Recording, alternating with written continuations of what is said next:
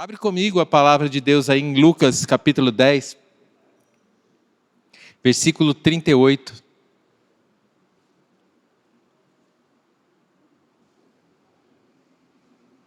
Nós vamos ler do 38 ao 42, é uma passagem bem conhecida de todos. 10, 38 diz assim: E aconteceu que, indo eles de caminho, entrou numa aldeia e certa mulher, por nome Marta, o recebeu em sua casa. E tinha esta uma irmã, chamada Maria, a qual, assentando-se também aos pés de Jesus, ouvia a sua palavra. Marta, porém, andava distraída em muitos serviços, e aproximando-se disse: Senhor, não te importas que a minha irmã me deixe servir só? Dize-lhe, pois, que me ajude. E respondendo, Jesus disse-lhe: Marta, Marta, estás ansiosa e afadigada com muitas coisas, mas uma só é necessária, e Maria escolheu a boa parte, a qual não lhe será tirada. Feche teus olhos, vamos orar. Pai, em nome de Jesus, nós queremos agradecer por esse tempo de louvor que tivemos, Deus. Maravilhoso é estar em Tua presença, maravilhoso é poder levantar as nossas mãos e Te adorar. Se temos vida para isso, nós Te agradecemos. E Te pedimos que o Senhor continue a fazer aquilo que o Senhor propôs para essa noite no Teu coração, que a Tua palavra venha a ser ministrada.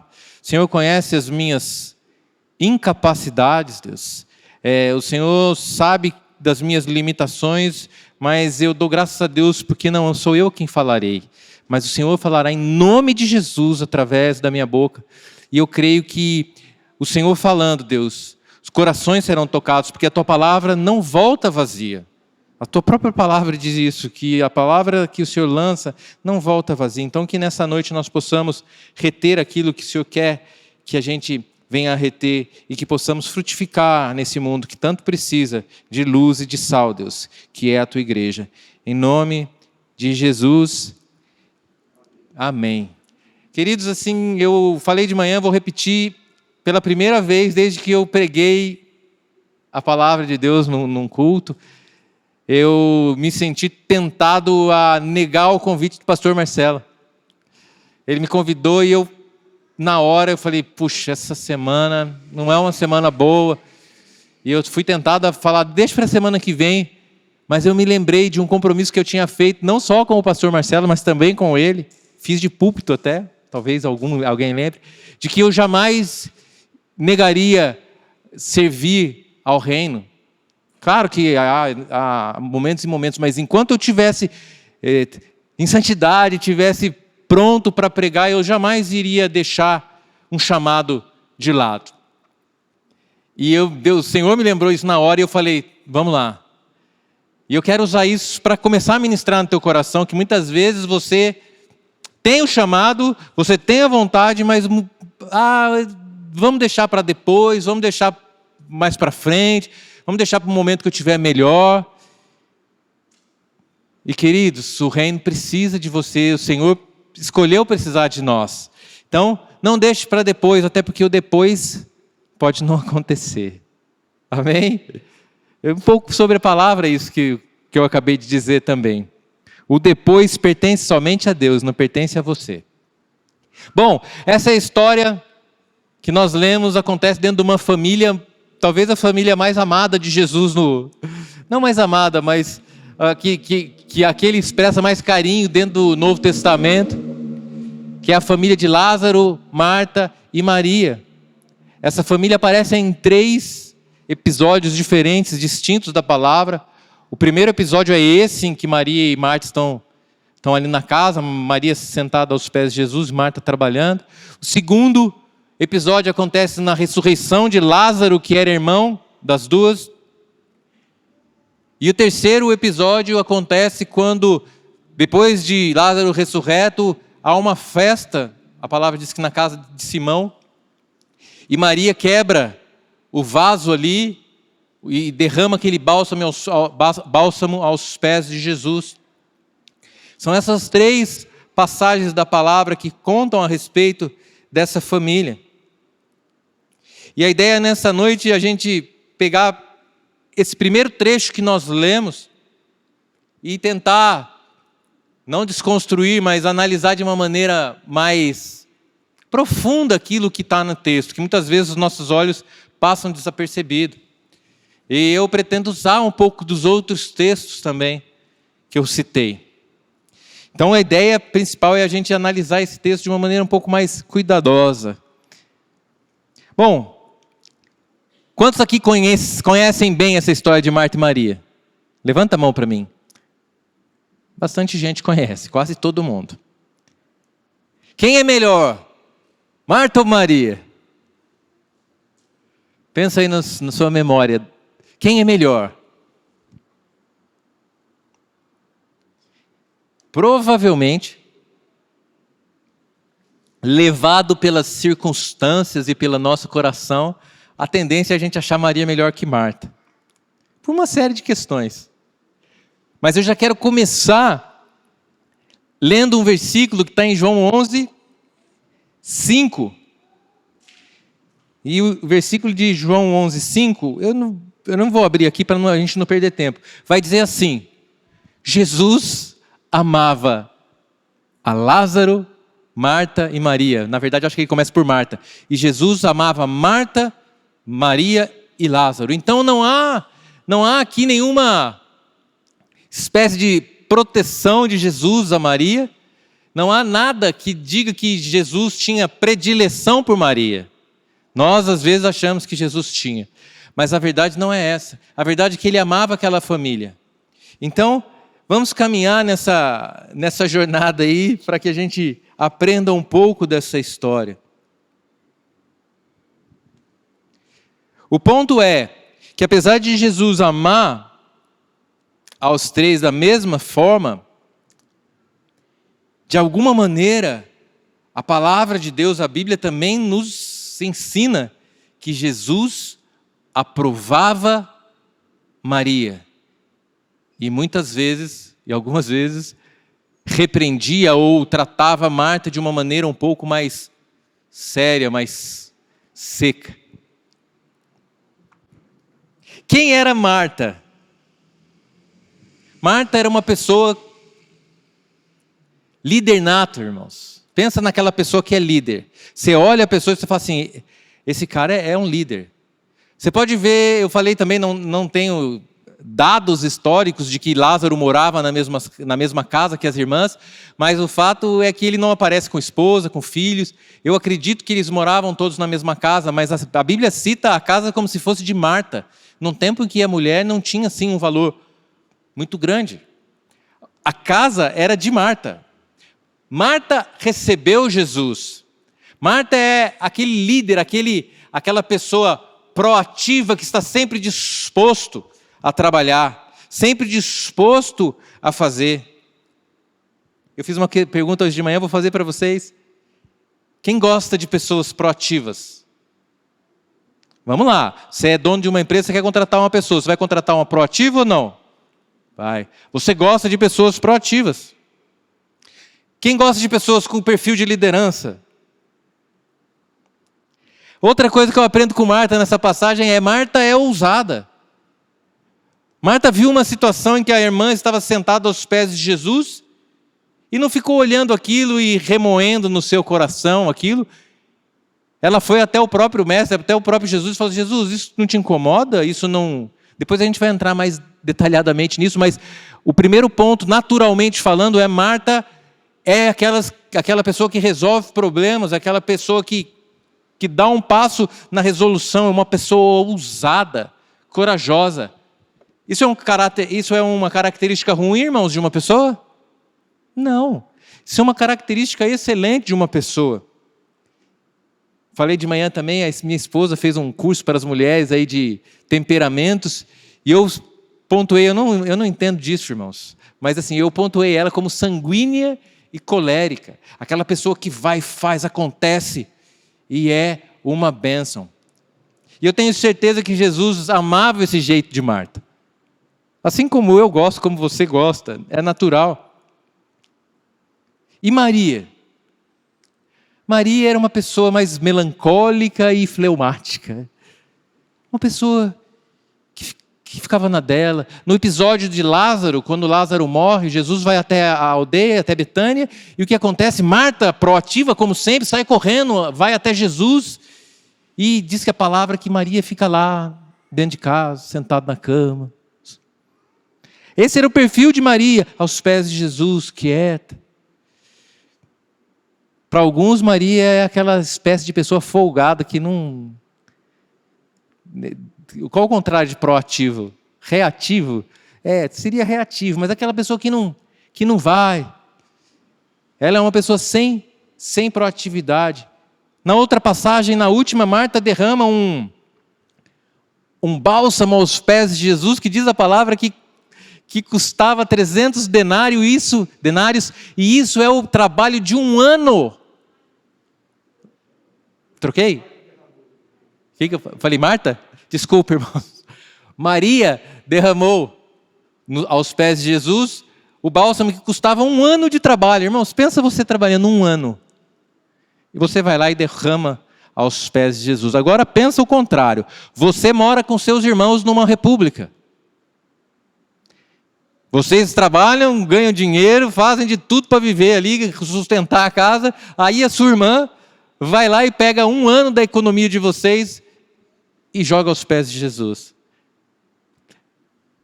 Estamos analisando naturalmente a situação. Isso é característica de uma pessoa inconsequente, que não pensa no futuro, que não é racional. Agora é muito interessante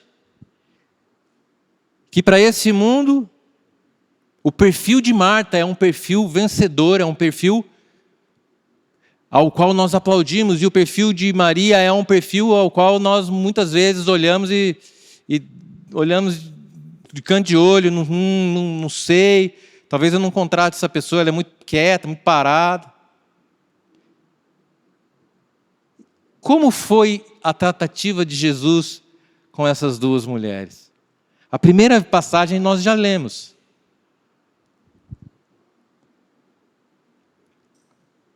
Marta, porém, andava distraída em muitos serviços, aproximando-se, disse: Senhor, não te importas que a minha irmã me deixe servir só? Diz-lhe, pois, que me ajude. O que Jesus falou? Marta, Marta, estás ansiosa e afadigada com muitas coisas, mas uma só é necessária. Jesus repreende o questionamento de Marta. Marta, você está errada. E pior, a sua irmã está certa. É isso que o Senhor está falando. Na segunda passagem, eu queria que você abrisse comigo. Eu vou pedir licença para eu pegar minha Bíblia que ficou aqui, irmãos. Queria que você abrisse comigo em João. Deixa eu ver se é 11 ou 12 aqui. João 11, 21.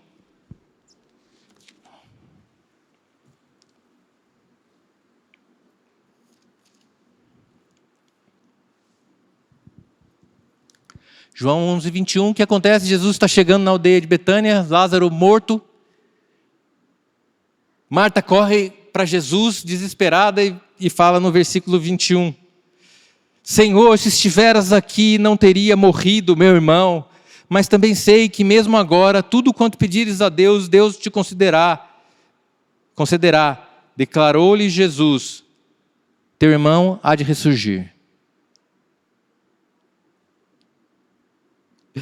Irmãos, eu não sei vocês, mas se você chega num velório, se você chega num lugar que as pessoas estão tristes, qual a sua tendência? A tendência é você chegar com carinho, com amor. E o que me parece aqui é que Jesus não foi essa pessoa, não, Marta, fica tranquila. Ele chegou para Marta e falou assim, olha, ela vai ressurgir. E você pode falar, não, mas você está lendo de maneira errada. Não estou lendo de maneira errada, irmão, sabe por quê? Porque ele fala isso, ele há de ressurgir. E logo depois a palavra fala para Marta chamar Maria. E aí eu fico pensando, Marta já tem essa coisa com Maria. Aí ela chega para falar com Jesus, e Jesus pede para ela chamar Maria. E o que acontece quando Maria chega da mesma forma a Jesus e diz letra por letra as mesmas palavras que Marta? É interessante isso, né? Eu acho interessantíssimo. Que é a mesma frase, as mesmas palavras. Que está em... já nem sei onde está aqui. Mas a frase é a mesma. Se estiveras aqui, meu irmão não teria morrido.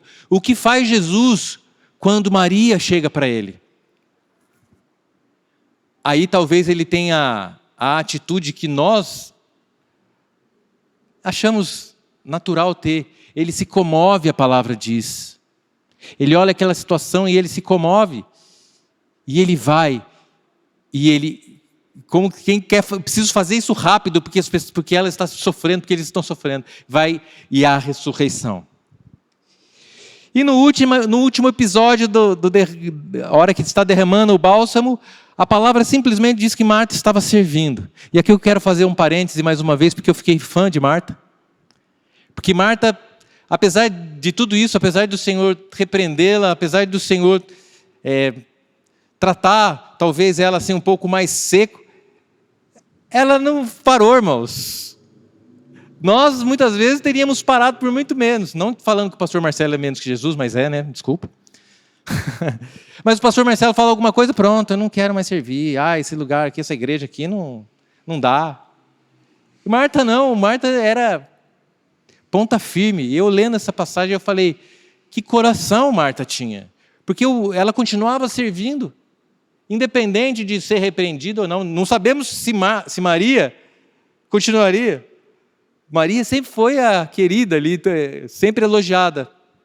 Não sabemos qual seria a reação se ela fosse repreendida. Mas o fato é que Marta estava ali. Mas a palavra não dá muita ênfase. Mas Maria não. Maria derramou o bálsamo. E Judas foi lá e reclamou da atitude. E Jesus disse para ele assim, olha, deixa que ela faça. Ela preparou isso para minha ida, porque eu vou morrer. Depois a gente vai ler isso. E a história dela vai ser contada para sempre. Imagina isso. Então Jesus, de alguma maneira, queridos, apesar de não amar os três de todo o coração, ele aprovava Maria, as atitudes de Maria, mais do que aprovava as atitudes de Marta. Como pode? Por quê?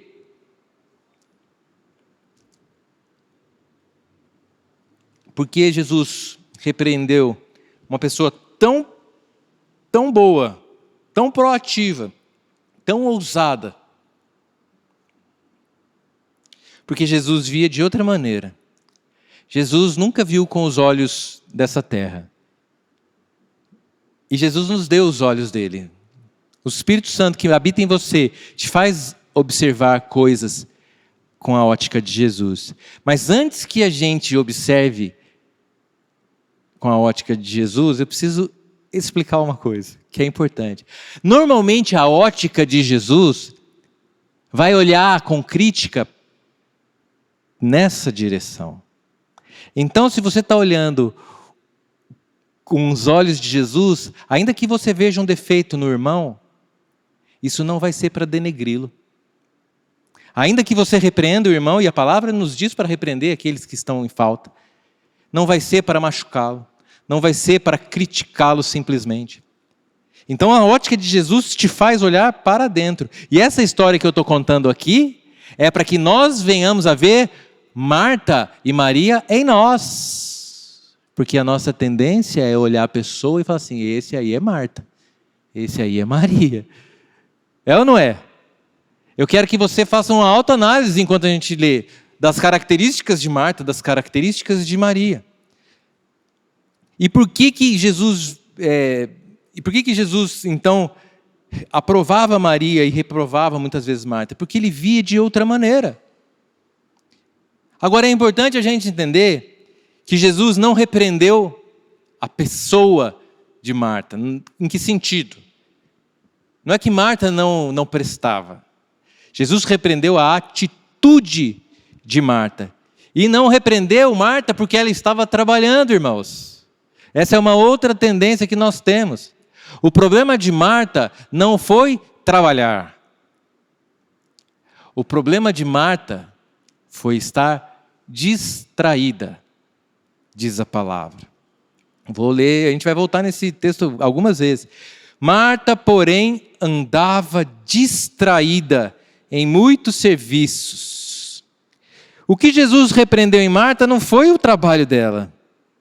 O que Jesus repreendeu foi o fato dela estar distraída enquanto ele estava ensinando. Eu dei o exemplo da minha sogra. A minha sogra, ela faz tudo que ela faz e ela trabalha um monte na casa dela. Pensa uma mulher que gosta de passar roupa, lavar. Você vai na casa dela, até vergonha. A gente fica até assim, ai, cara, como que a gente mantém uma casa desse jeito? E ela já tem mais de 70. Tem, né? Ai, graças a Deus, irmão. Ô sogra. E aí, o que acontece? Ela fica com aquele rádio dela, ouvindo as palavras. E presta atenção. Então, o problema não é o trabalho de Marta, o problema é a desatenção. Porque a distração é o quê? É você tirar a atenção do que é principal. E Marta aqui estava escutando o que Jesus estava falando, porque ela estava ali na sala, junto com Maria, estava andando. E ela estava escutando, mas não estava ouvindo o que Jesus estava falando. E essa foi a repreensão de Jesus.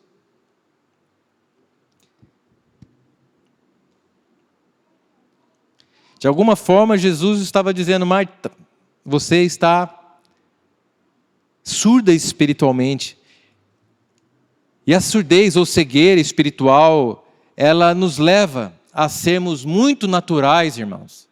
E a gente começa a demonstrar alguns sintomas que eu queria que você fizesse uma análise com os olhos do Espírito Santo na sua vida. Sintomas que Marta apresentou nessa passagem. Primeira coisa que eu vejo que Marta faz é que ela se tornou uma pessoa crítica.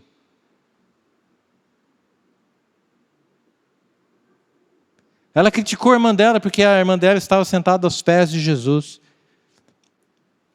Eu não sou contrário à crítica, e eu acho que a crítica, ela, quando construtiva, ela é fundamental.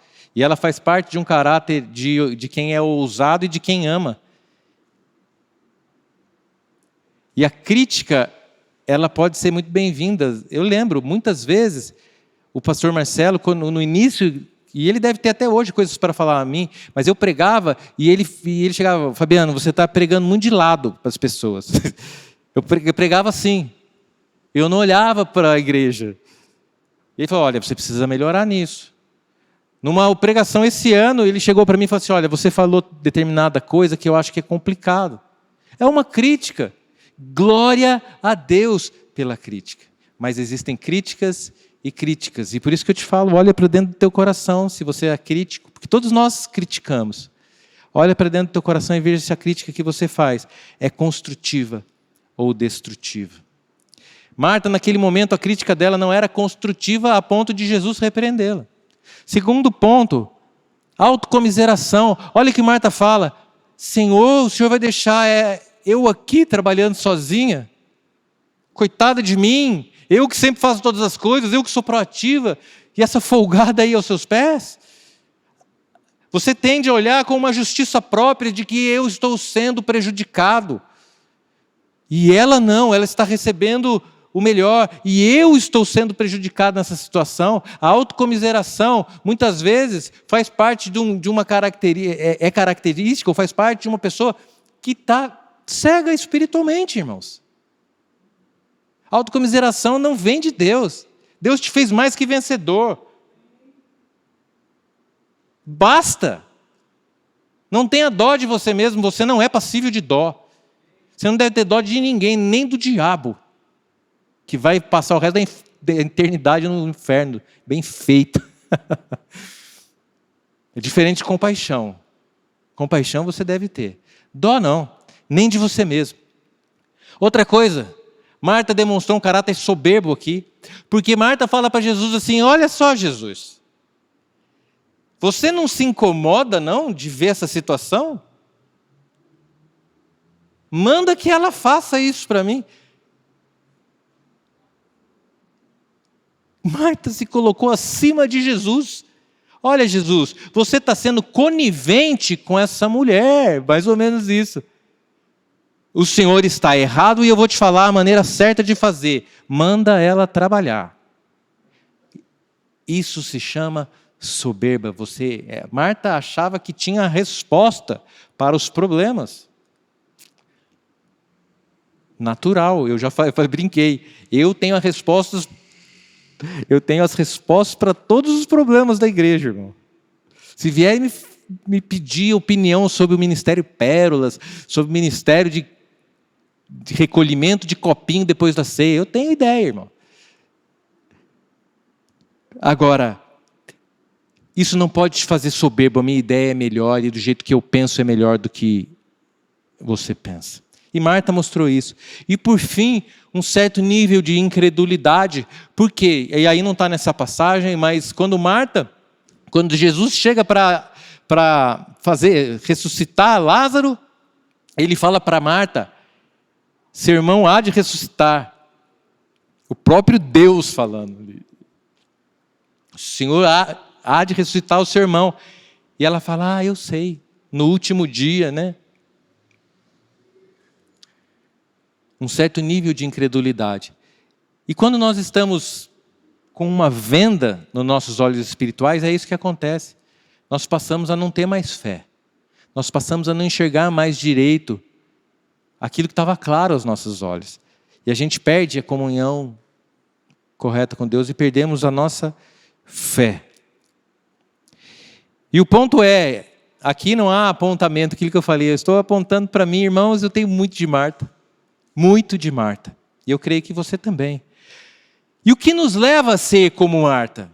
Porque há um motivo pelo qual Marta chegou nesse aspecto, nesse jeito, nesse estado que ela chegou. E quem nos responde é o próprio texto, vamos voltar nele. Diz que ela estava distraída. Depois, o último versículo, se não me engano, diz: e respondendo Jesus, disse-lhe, Marta, Marta, estás ansiosa e afadigada com muitas coisas.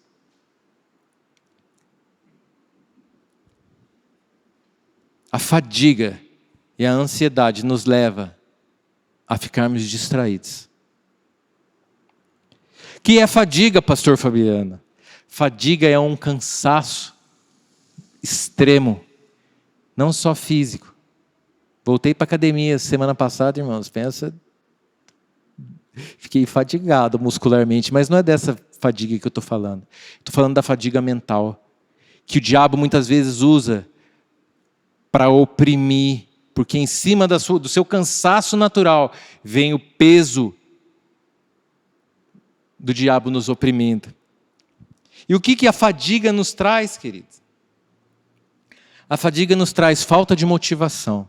Então você que estava motivado, você que estava sonhando com o ministério, você que estava sonhando em pregar para o seu vizinho, você que estava sonhando em construir uma família, você que estava sonhando em fazer uma faculdade, em criar um grupo de jovens na faculdade, a sua motivação começa a ir embora. A fadiga nos faz isso. Você começa a ter um fraco desempenho. Então você que estava firme, estava bombando, estava fazendo, correndo. E aí eu estou falando para o reino, tá? Isso serve também para o lado natural, mas agora nós somos igreja, eu estou falando para o reino. Você que estava aí orando pelos seus parentes, jejuando, lendo a palavra, de repente o seu desempenho começa a cair, você já não está mais tão afim, fadigado. Você começa a ter esquecimentos, isso todos são sintomas da fadiga, sintomas médicos. Você começa a ter esquecimento, você esquece das coisas. Puxa, não entrei no GR. Nossa, esqueci da reunião do Ministério de Missões Urbanas. Você começa a ficar cansado mentalmente, você começa a ficar irritado. Tudo te irrita, qualquer coisa que a pessoa faz, a brincadeira que o seu irmão fazia, que você levava de boa, agora te irrita. A irritabilidade é o que Marta mostrou naquela passagem. Ela ficou irritada com aquela situação. E isso muitas vezes é sintoma de Fadiga, Marta estava fadigada. Esse foi o diagnóstico do Rei dos Reis, do médico dos médicos. Olhou para ela e falou assim: você está fadigada. E isso transpareceu irritabilidade. E hoje, nesse mundo que vivemos, a depressão é um sintoma de fadiga. Você se sente triste, desmotivado. Irmãos, com a pandemia, houve um aumento de 90% de casos de depressão no Brasil. 90%. Quase dobrou o número de gente deprimida no Brasil. Dificuldade de concentração. Você já não consegue mais. Já é difícil orar. Quem tem dificuldade de orar assim e não ser levado para o outro lado? É difícil, já é difícil. Às vezes, a hora que você vê que está orando, você já está pensando em outra coisa. A dificuldade de concentração é um caráter, é uma característica de quem está fadigado. E agora eu estou falando só a parte prática do negócio, mas por que chegamos nessa fadiga? Porque invertemos as ordens, irmãos. Nós somos uma geração que tem trocado a noite pelo dia. E agora eu estou falando muito mais para os jovens, mas eu acho que isso cabe para todos nós. Irmãos, o homem foi feito para dormir de noite e trabalhar de dia. E qualquer inversão disso nos traz um problema no nosso relógio biológico. Deus não erra, irmãos. Nós não somos morcego. Nós fomos feitos para viver de dia. Só que esse bendito ou maldito, não sei, equipamento nos faz ficar até 3, 4 horas ali, aquele controle, jogando videogame, os jovens. E no outro dia acorda cansado, desmotivado, não sabe por quê. É hora de acordar e cuidar do templo do Espírito. A fadiga, ela é um grande problema, porque ela é usada pelo diabo, irmãos, para te fazer ficar para baixo, para te fazer perder o foco. E o segundo ponto é a ansiedade. Marta andava fadigada e ansiosa. O que é ansiedade? A ansiedade é uma preocupação excessiva, é um nervosismo, é um medo do que vai acontecer. O ansioso não vive o dia de hoje, o ansioso vive do futuro. O Senhor já disse, né? Não andeis ansiosos.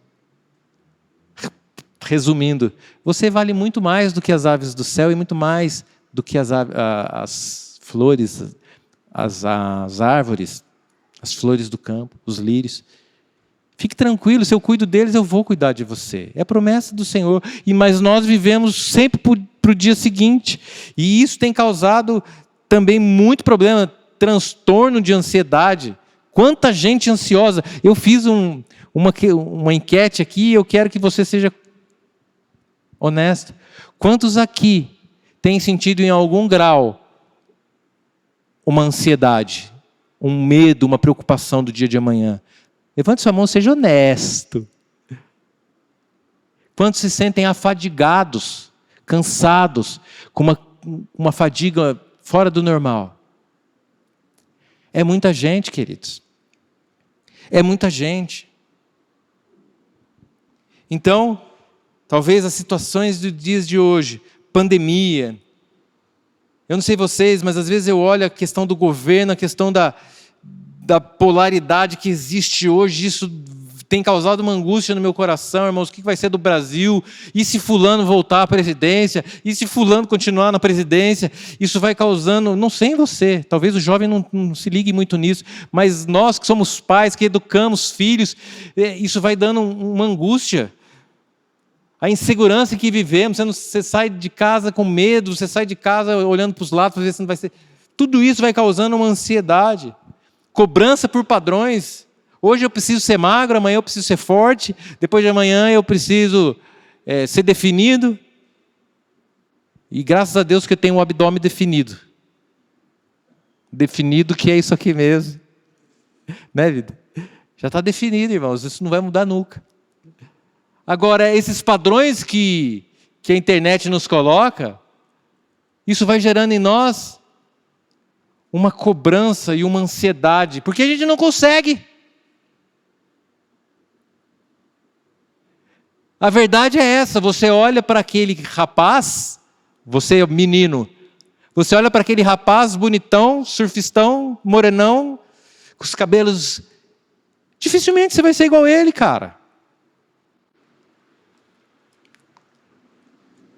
Você, menina, olha aquela beldade andando nos carpetes vermelhos, toda malhada, e a verdade é que provavelmente você não vai ser igual a ela. Primeiro porque você não vive para isso, ela vive para isso. Segundo que talvez você não tenha o dinheiro dela. Mas nós nos cobramos, e isso vai causando em nós uma ansiedade de cumprir um padrão que Jesus não colocou. Tem uma letra de uma canção que é linda, que diz: os pensamentos dele é que te definem. É o que o Senhor diz a respeito de você que te define, querida. Você toma posse disso? Seja feliz, claro, cuide da sua saúde, faça o que tiver que fazer, mas não morra em nome de uma beleza que nem todo mundo gosta, irmão. Enfim, e Jesus vai ensinar Marta através do exemplo de Maria. E qual é o exemplo de Maria? O exemplo é daquele que escolhe não a melhor parte, que não há uma competição, mas Maria escolheu a boa parte. E qual é a boa parte que Maria escolheu? Ficar aos pés de Jesus? Não. Sentada? Não, porque Maria podia estar lá sentada e viajando, jogando videogame aos pés de Jesus. E Marta poderia estar trabalhando e ouvindo. Então não é a localização, o posicionamento geográfico, a maneira que você está que vai te definir se você escolheu a boa parte ou não. A boa parte não é estar sentada. A boa parte está em dar atenção, é a disposição de aprender de Jesus. Jesus falou para Marta: Maria escolheu a boa parte, que é ouvir os meus ensinamentos. A boa parte tem a ver com entender que a vida de crente genuína começa e termina aos pés de Jesus. E aí sim eu estou falando dos pés espirituais. Eu não estou falando de um lugar físico. Claro que muitas vezes nós nos ajoelhamos em submissão e devemos fazer isso. Mas os pés de Jesus é onde deve nascer a vida do crente. O crente deve estar lá aos pés de Jesus, conversando com Ele, ouvindo, e aos pés de Jesus não é só oração, aos pés de Jesus é lendo a palavra e entendendo e aprendendo. Aos pés de Jesus é você estar recebendo do Senhor, recebe, se levanta, vai ao mundo e brilha a luz dele. E faça as obras que Ele mandou você fazer. E aí você volta e se joga aos pés do Senhor e derrama-se na presença dEle e ouve, e levanta e volta. E essa deve ser a tônica da vida de um crente, que era a tônica da vida de quem? De Jesus Cristo. Ia aos montes, descia e fazia tudo o que tinha que fazer. Se esvaziava e depois voltava ao monte para receber e para orar. A boa parte tem a ver com isso, com entender que nossa vida pertence e depende do Senhor. Nada tem a ver com você fazer da sua própria cabeça e depois ir para Deus reclamar que não deu certo. A boa parte tem a ver com discernir que você não é eterno nessa terra. Você é eterno, mas a sua vida terrena, hoje, da maneira que nós vivemos com esse corpo mortal, não é eterna. Você vai passar. Eu vou passar. Estava lembrando esses dias, até contei ontem na praça, o Dudu estava comigo. Há uns 3, 4 anos atrás, eu me deitei na cama do Davi, que está fazendo 16 anos, dia 30 agora. Aniversário do Pedro é hoje, tá, gente? 10 anos. E Davi vai fazer 16 anos.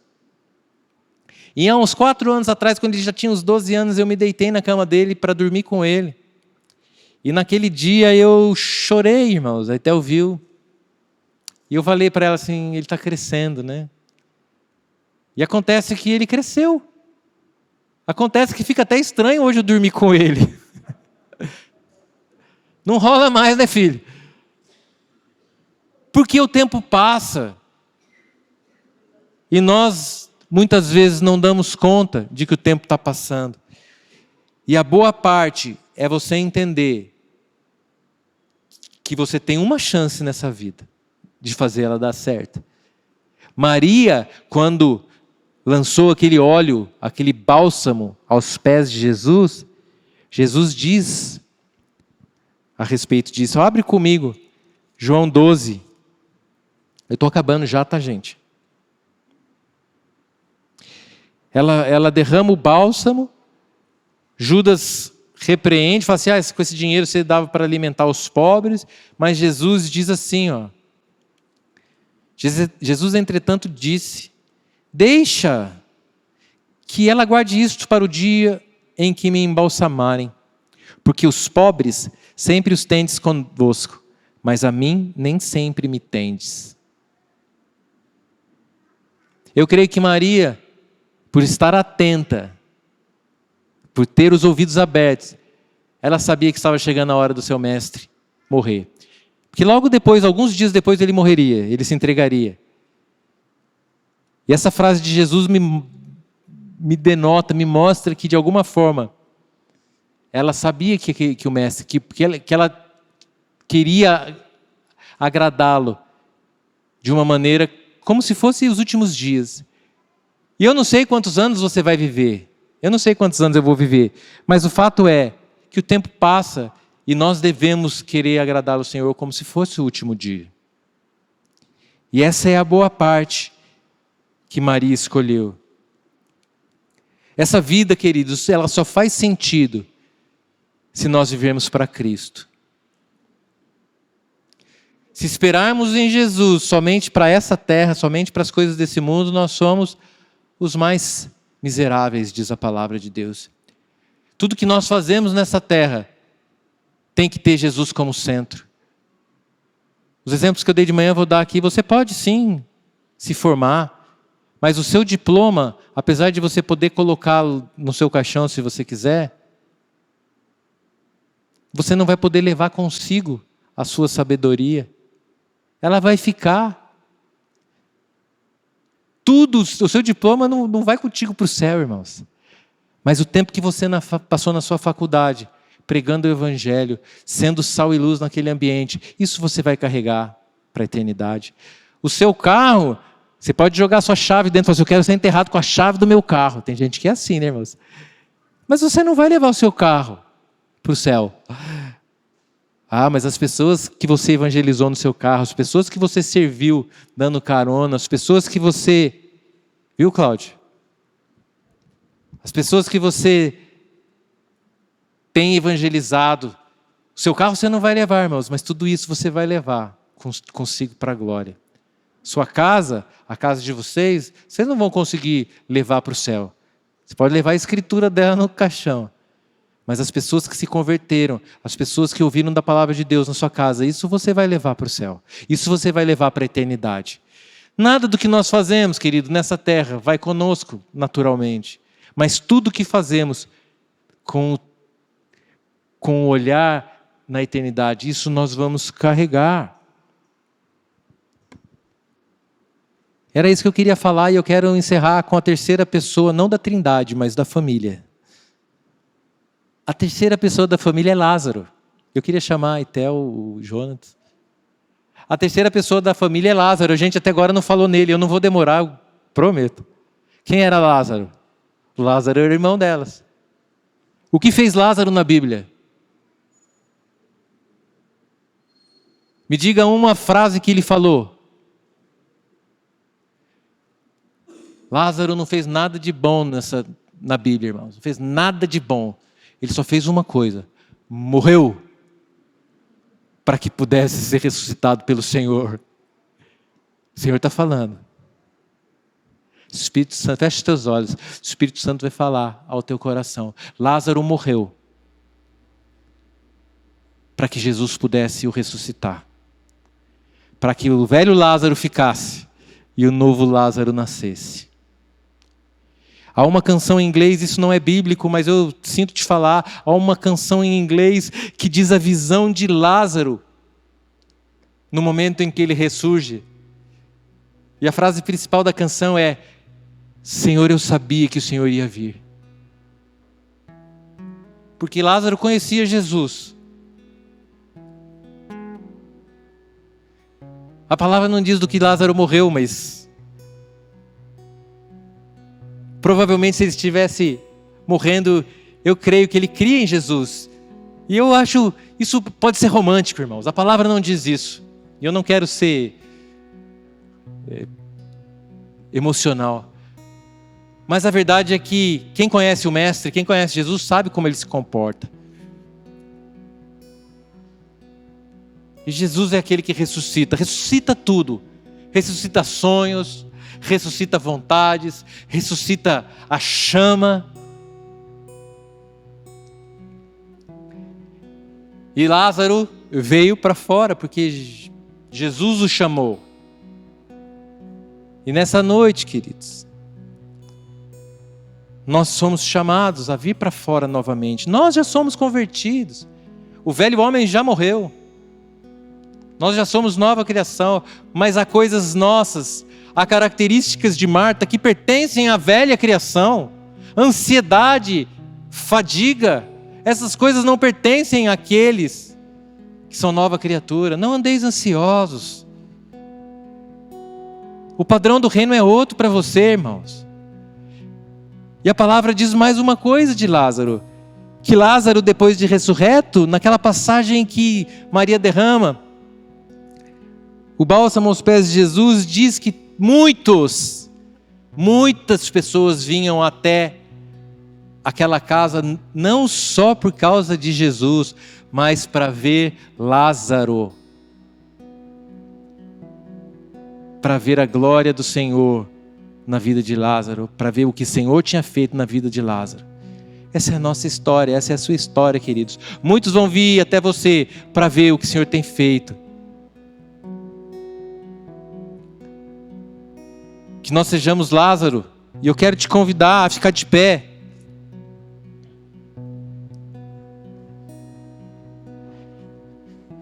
E se você tem sentido alguma espécie de ansiedade, querido, se você tem sentido alguma espécie de fadiga fora do comum, uma tristeza, uma falta de ânimo, ou você tem demonstrado características que eu te falei, a sua crítica já não é mais construtiva, é uma crítica destrutiva, ainda que você não faça para as outras pessoas, mas você está destruindo aquela outra pessoa dentro do teu coração. Eu queria te convidar a ser ousado, uma característica de Marta, a ser ousado e vir aqui à frente, que nós vamos orar por você. Enquanto o Eitel ministra uma canção, tenha coragem, queridos, e faça como Lázaro, vem para fora, vem para cá. Te agradecemos, Deus, porque o Senhor é um Deus que olha para nós e não vê as nossos problemas, as nossas limitações. E te agradecemos porque o Senhor é aquele que repreende o nosso coração também. Que essa palavra possa vir a frutificar em nós, que nós caminhemos nesse processo de parecer mais contigo, Senhor.